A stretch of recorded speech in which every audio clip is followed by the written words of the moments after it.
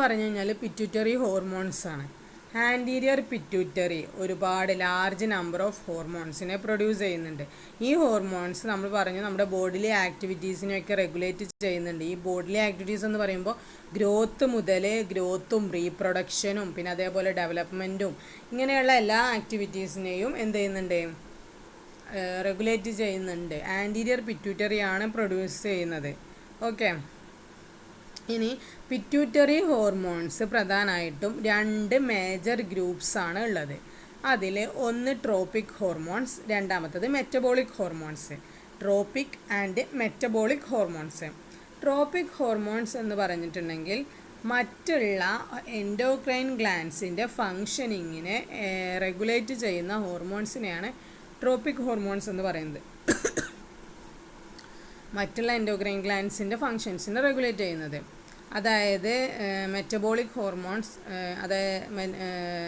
ഇതിനെ metabolic hormones എന്ന് പറയും. കാരണം എന്താ വെച്ചാൽ മെറ്റബോളിസം കൺട്രോൾ ചെയ്യുകയാണ് ഇവിടെ ചെയ്യുന്നത്.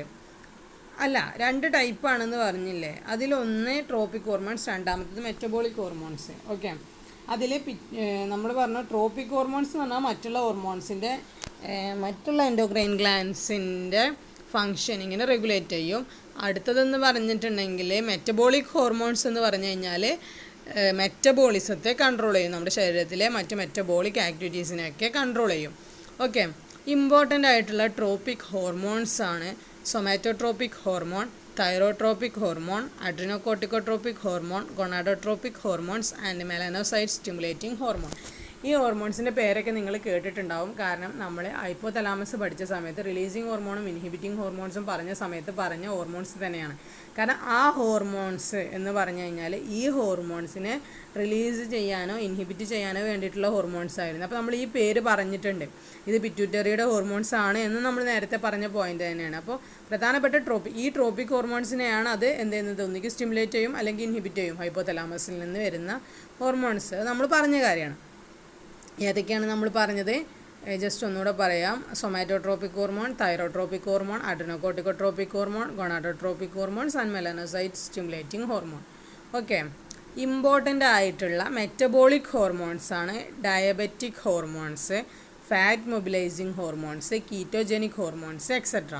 അതായത് നമ്മൾ 2 ടൈപ്പ് ഉണ്ടെന്ന് പറഞ്ഞു, ട്രോപ്പിക്കും മെറ്റബോളിക്കും. മെറ്റബോളിക് ഹോർമോൺ ട്രോപ്പിക്കാണ് ആദ്യം പറഞ്ഞത്, രണ്ടാമത്തത് മെറ്റബോളിക്. മെറ്റബോളിക് എന്ന് പറഞ്ഞാൽ നമ്മുടെ ശരീരത്തിലെ മെറ്റബോളിസം നടക്കുന്നത്, അതായത് ഇപ്പോൾ നമ്മുടെ കീറ്റോജനിക് ആക്ടിവിറ്റീസ്, അതേപോലെ ഡയബറ്റോജൻ അതിൽ വരുന്ന ഹോർമോൺസാണ്. അപ്പോൾ എന്ന് വെച്ചാൽ നമ്മുടെ ശരീരത്തിൽ പല എനർജി, ഗ്ലൂക്കോസിനെ ഗ്ലൈക്കോജനാക്കുക, അങ്ങനെ പല മെറ്റബോളിക് ആക്ടിവിറ്റീസും നമ്മുടെ ശരീരത്തിൽ നടക്കുന്നുണ്ട്. അപ്പോൾ അങ്ങനെയുള്ള ഓരോന്നിനെയും ഇത് ചെയ്യുന്നതാണ്. ഫാറ്റ് മൊബിലൈസിങ് ഹോർമോൺ, ഫാറ്റിൻ്റെ മൊബിലൈസേഷനാണ് ആ ഹോർമോൺസ് ഇതാകുന്നത്. അതേപോലെ കീറ്റോജനിക് ഹോർമോൺസ്, കീറ്റോജനിക് എന്ന് പറഞ്ഞിട്ടുണ്ടെങ്കിൽ കീറ്റോൺസിനെ ഉണ്ടാക്കാൻ വേണ്ടിയിട്ട്.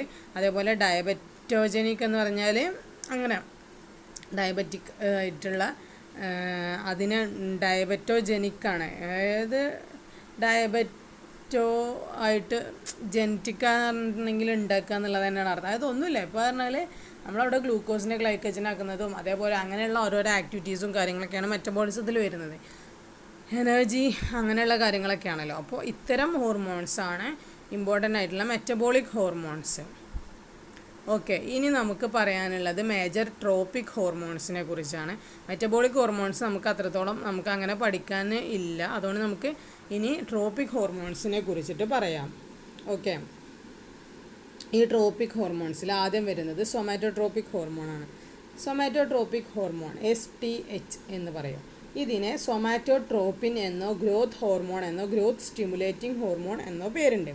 അതായത് ഗ്രോത്താണ് അവിടെ പ്രധാനമായിട്ടും, ഗ്രോത്ത് ഹോർമോണാണ്, ഗ്രോത്തിനെയാണ് അത് സ്റ്റിമുലേറ്റ് ചെയ്യുന്നത്. അപ്പോൾ ഗ്രോത്തിനെ സ്റ്റിമുലേറ്റ് ചെയ്യുന്ന ഹോർമോൺ എന്ന അർത്ഥത്തിൽ ഗ്രോത്ത് സ്റ്റിമുലേറ്റിംഗ് ഹോർമോൺ അല്ലെങ്കിൽ ഗ്രോത്ത് ഹോർമോൺ അല്ലെങ്കിൽ സൊമാറ്റോട്രോപ്പിൻ എന്നും പറയുന്നുണ്ട്.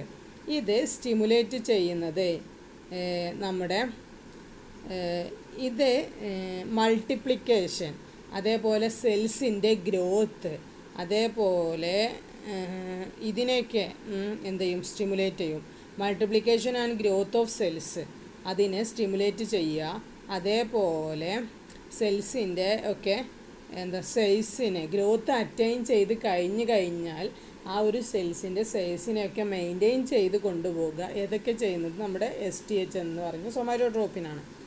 ഇനി ഇത് പ്രൊമോട്ട് ചെയ്യുന്ന ഇതിൻ്റെ വേറെ ഫങ്ഷൻ എന്താണെന്ന് വെച്ചിട്ടുണ്ടെങ്കിൽ ഫാറ്റിൻ്റെ ബ്രേക്ക് ഡൗണിനെ പ്രൊമോട്ട് ചെയ്യുക. അതേപോലെ ഫാറ്റിൻ്റെ ബ്രേക്ക് ഡൗണിനെ പ്രൊമോട്ട് ചെയ്യുക എന്ന് പറയുമ്പോൾ നമ്മുടെ സ്കിന്നിലൊക്കെ അഡിപ്പോസ് ടിഷ്യൂവിലാണ് ഫാറ്റിനെ സ്റ്റോർ ചെയ്ത് വെച്ചിരിക്കുന്നത്. സ്കിന്നിൻ്റെ അടിയിൽ വരുന്ന അഡിപ്പോസ് ടിഷ്യൂവിൽ ഈ അഡിപ്പോസ് ടിഷ്യൂവിലുള്ള ഫാറ്റിനെ എന്ത് ചെയ്യാണ് റിലീസ് ചെയ്യാൻ വേണ്ടിയിട്ട് അവിടെ സ്റ്റിമുലേറ്റ് ചെയ്യും. എന്നിട്ട് ആ ഫാറ്റിനെ അവിടെ അതിൻ്റെ ബ്രേക്ക് ഡൗണിനെ അവിടെ പ്രൊമോട്ട് ചെയ്യുകയാണ് ചെയ്യുന്നത്. അതാണ് ഒരു ഫങ്ഷൻ. ഓക്കെ. അതേപോലെ ലിവറിൽ നടക്കുന്ന ഗ്ലൈക്കോജനോലിസിസ് എന്ന് വെച്ചാൽ ഗ്ലൈക്കജൻ്റെ സ്പ്ലിറ്റിങ്, ലൈസിസ് എന്നാണ് പറയുന്നത്. അപ്പോൾ ലൈസിസ് മീനിങ് എന്ന് പറഞ്ഞാൽ ശരിക്കും സ്പ്ലിറ്റിംഗ് എന്നാണ് അർത്ഥം.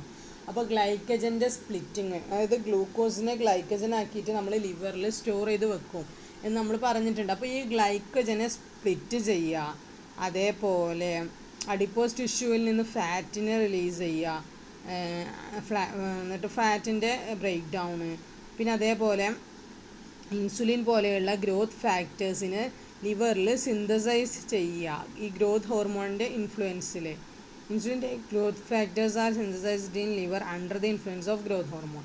ഈ ഗ്രോത്ത് ഹോർമോണിൻ്റെ ഇൻഫ്ലുവൻസ് കൊണ്ടാണ് ഇൻസുലിൻ പോലത്തെ ഗ്രോത്ത് ഫാക്ടേഴ്സിനെ ലിവറിൽ സിന്തസൈസ് ചെയ്യുന്നത്.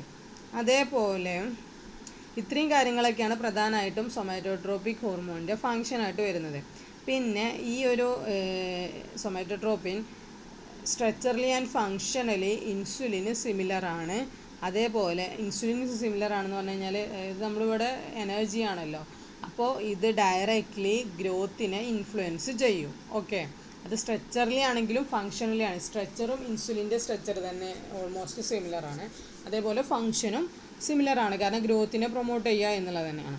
പിന്നെ ഈ ഒരു ഗ്രോത്ത് ഹോർമോണിൻ്റെ റിലീസിന് പ്രധാനപ്പെട്ട കാരണം, കോമൺ കോസ് എന്ന് പറയുന്നത് ഒന്ന് ഹൈപ്പോഗ്ലൈസീമിയയാണ്. ഹൈപ്പോഗ്ലൈസീമിയ എന്ന് പറഞ്ഞാൽ നമ്മുടെ ശരീരത്തിൽ ലോ ബ്ലഡ് ഷുഗർ ലെവൽ കുറവാണ് എന്നുണ്ടെങ്കിൽ ആ സമയത്ത്, അതിനാണ് നമ്മൾ ഹൈപ്പോഗ്ലൈസീമിയ എന്ന് പറയാം. ആ സമയത്ത് നമ്മുടെ സൊമാറ്റോട്രോപ്പിൻ റിലീസ് ചെയ്യും.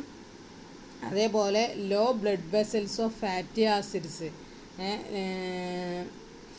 ആസിഡ്സ് ബ്ലഡ് വെസൽസിൽ കുറവാണ് എന്നുണ്ടെങ്കിൽ, അതേപോലെ ഹൈ ലെവൽ ഓഫ് അമിനോ ആസിഡ്സിൻ്റെ അളവ് കൂടുതലാണ് എന്നുണ്ടെങ്കിൽ, അതേപോലെ stress and vigorous physical exercise, stress ഉള്ള സമയത്ത്, അതേപോലെ വിഗറസ് ഫിസിക്കൽ എക്സസൈസുകളൊക്കെ നടക്കുന്ന സമയത്ത്, ഇത്തരം സമയത്തൊക്കെ ആണ് ഈ ഒരു ഗ്രോത്ത് ഹോർമോണിൻ്റെ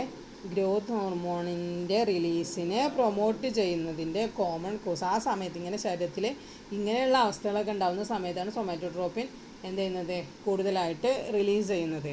ഓക്കെ. പിന്നെ ഈ ഒരു ഗ്രോത്ത് ഹോർമോണിനെ റിലീസിനെ ഇൻഹിബിറ്റ് ചെയ്യുന്നതിൻ്റെ കോമൺ കോസ് എന്ന് പറയുന്നത് ഹൈപ്പർഗ്ലൈസീമിയ എന്ന് പറഞ്ഞിട്ടുണ്ടെങ്കിൽ high blood levels of fatty acid, അതായത് ബ്ലഡിലെ ഫാറ്റി ആസിഡ്സിൻ്റെ അളവ് കൂടുതൽ, മറ്റേത് കുറവാണെന്നുണ്ടെങ്കിൽ ഇത് റിലീസ് ചെയ്യും. കാരണം എന്താ, അതിൻ്റെ ഫങ്ഷൻ എന്താണെന്ന് നോക്കുക. ഫങ്ഷൻ എന്ന് പറഞ്ഞാൽ അതിൻ്റെ ഫാറ്റിനെ കൂട്ടുക എന്നുള്ളതാണ്. ഫാറ്റിനെ കൂട്ടുക ആയതുകൊണ്ട് തന്നെ റിലീസ് ചെയ്യണമെന്നുണ്ടെങ്കിൽ കുറവായിരിക്കണം. പക്ഷേ ഇവിടെ എന്ന് പറഞ്ഞിട്ടുണ്ടെങ്കിൽ ഫാറ്റ് കൂടുതലാവുന്ന സമയത്ത് ഈ ഹോർമോണിൻ്റെ ലെവൽ കുറക്കണം. ആ സമയത്താണ് നമ്മൾ എന്ത് ചെയ്യുന്നത്, ഇൻഹിബിറ്റ് ചെയ്യുന്നത്. അപ്പോൾ ഒന്ന് ഫാറ്റി ആസിഡ്സിൻ്റെ അളവ് കൂടുതൽ. അപ്പോൾ നേരത്തെ പറഞ്ഞത് നേരെ ഓപ്പോസിറ്റ് കാര്യങ്ങളാണ് ഇവിടെ പറയുന്നത്. ഫാറ്റി ആസിഡ്സിൻ്റെ അളവ് ബ്ലഡിൽ കൂടുതലാകുമ്പോൾ, അതേപോലെ അമിനോ ആസിഡ്സിൻ്റെ അളവ് കുറവാകുമ്പോൾ, അതേപോലെ ഹൈപ്പോതൈറോയിഡിസം എന്ന് പറഞ്ഞാൽ തൈറോയിഡിസം ലോ ആവുന്ന സമയത്ത്. ഓക്കെ. ഇങ്ങനെയുള്ള ഇതാണ് പറയുന്നത്.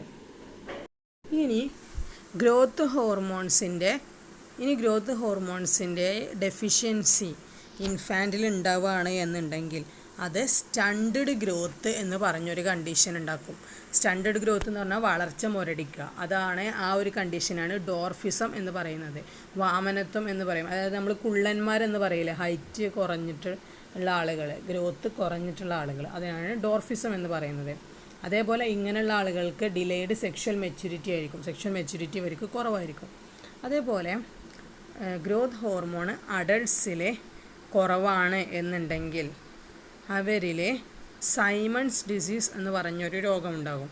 ഈ സൈമൺസ് ഡിസീസ് എന്ന് പറഞ്ഞിട്ടുണ്ടെങ്കിൽ ഒരു റയർ കണ്ടീഷനാണ്. അവിടെ നമ്മുടെ ബോൺസൊക്കെ വാസ്റ്റിംഗ് ഉണ്ടാവും, അതേപോലെ സ്കിന്ന്, അതേപോലെ ഹെയർ ഇതൊക്കെ ലോസ്റ്റായി പോവാം. അങ്ങനെയൊക്കെയുള്ള ഒരു കണ്ടീഷനാണ് ഈ സൈമൺസ് ഡിസീസ് എന്ന് പറഞ്ഞിട്ടുണ്ടെങ്കിൽ. പിന്നെ നമ്മുടെ ഗ്രോത്ത് ഹോർമോൺസിൻ്റെ ഓവർ പ്രൊഡക്ഷൻ ഇൻഫാൻസിൽ നടക്കുകയാണ് എന്നുണ്ടെങ്കിൽ, ഇൻഫാൻസിലാണ് നടക്കുകയാണെന്നുണ്ടെങ്കിൽ അവിടെ ജൈജാൻറ്റിസം ഉണ്ടാകും. ജൈജാൻറ്റിസം എന്ന് പറഞ്ഞിട്ടുണ്ടെങ്കിൽ എനോമസ് ഗ്രോത്ത് ഓഫ് ബോഡി വളരെയധികം വലുതാവാണ്. അത് ഭീമാകാരം നമ്മൾ കണ്ടില്ലേ, വലിയ മനുഷ്യന്മാരെ കണ്ടിട്ടില്ലേ, അങ്ങനെയുള്ള അവസ്ഥയ്ക്കാണ് ജൈജാൻറ്റിസം എന്ന് പറയുന്നത്. ഇങ്ങനെ അഡൾട്ട്സിൽ ഓവർ പ്രൊഡക്ഷൻ നടക്കുകയാണ് എന്നുണ്ടെങ്കിൽ, ഇത് കുട്ടികളിലാണെന്നുണ്ടെങ്കിലാണ് എന്താവുന്നത്, ഇൻഫാൻസിയിൽ ഉണ്ടാവുകയാണെന്നുണ്ടെങ്കിലാണ് ജൈജാൻറ്റിസം. എന്നാൽ ഇത് അഡൾട്ട്സിൽ ഓവർ പ്രൊഡക്ഷൻ നടക്കുകയാണ് എന്നുണ്ടെങ്കിൽ അക്രോമെഗാലി എന്ന് പറഞ്ഞൊരു കണ്ടീഷനാണ്. അക്രോമെഗാലി എന്ന് പറഞ്ഞിട്ടുണ്ടെങ്കിൽ abnormal and disproportionate growth of bones of head, hands, face and feet.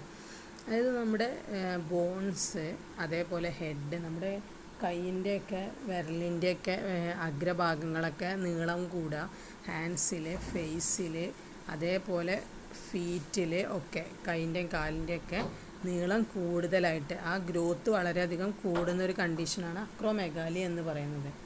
Okay, അപ്പോൾ അതാണ് നമ്മുടെ ഈ ഒരു സൊമാറ്റോട്രോപിക് ഹോർമോണിനെ കുറിച്ച്, ഗ്രോത്ത് ഹോർമോണിനെ കുറിച്ച് പറയാനുള്ളത്.